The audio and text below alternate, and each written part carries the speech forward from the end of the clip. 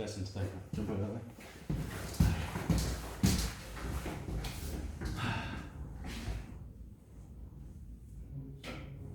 Puss. Right, so when you get back from a lesson, sometimes it's always best to write down what you've done, what you remembered from today's lesson. At the start of the lesson, most of the time I ask the kids what they learned at school. I want them to be paying attention at school and learning something. They're at school for 5.5 hours. If they can't remember one thing, how are they going to learn something for 50 minutes, an hour of karate? So if we can pick one bit every time we go to a class, then we can add that into a bank of stuff we've learned, and gradually we get more and more knowledge, and we get better and better at something. So today, what we were working on, I thought I'd just come back from lesson, before I forget about it, before it all cools down, before the sweat dries, I'm going to have a little video saying I want to help you remember what we were doing, and it helped me to remember what I was practicing and working on as well within the lesson. So what we were working on today, we started off at elbows up, a bit of Muay Thai work. Now obviously we're teaching karate, but I've done Muay Thai before, but why do karate people need to learn Muay Thai? Well, let's say he does karate and I do Muay Thai. There you go. How's he going to defend against me if he doesn't know how my moves are? So it's always good to cross-study and look a little bit from different martial arts to see what you can and can't get, to make your own martial arts better. So again, today what we're working on is leg checks. So having our elbows up, lifting our knees up to the side, not doing this and not doing that. The reason is, the kick comes in, I want to check it with my leg, so rather than putting my hand down. Because if I put my hand down, then I'm in trouble. So what I want to do is keep my hands up as the leg comes in, I'm checking, I'm going to step, counter, just come back off the ball. So what we're doing today is we've gone from check, so as the kicks come in, I'm checking it, I'm putting my foot down, I'm going 1, 2 with my blitz kick, I'm going to jump in now, I've closed the distance, we're keeping our elbows in, don't forget we're snaking the arms through to get your arms on the inside, arms on the inside, arms on the inside. Yeah, well I'm trying to help you to show and learn, not you can't do it, I'm not letting you learn the technique, I'm trying to help. When we're sparring, we're a little bit looser so we can work through the techniques. Yes, put some resistance so it's real, but if you can never let your partner get the technique, how are they ever going to get the technique? So with a partner, we've got to have a little bit of flexibility while we train, and then when we get better, then we can add the resistance. So to start with, we're practicing keeping our arms up, so we're not putting our hands down. So as the kick comes in, I'm not putting my hands down and leaving my head open for a punch.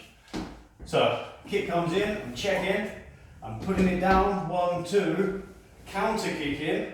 Now because I'm this close and I've closed the distance, I'm jumping in with a clinch, keeping my elbows tight so he can't pull his head out.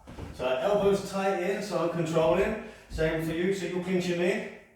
So if I'm on the outside, we're practicing clinching my arms on, snaking my arms through to the inside to get this better control. We're practicing knees, and from here, you can see, elbows. Now I'm too far or too close in to do a punch.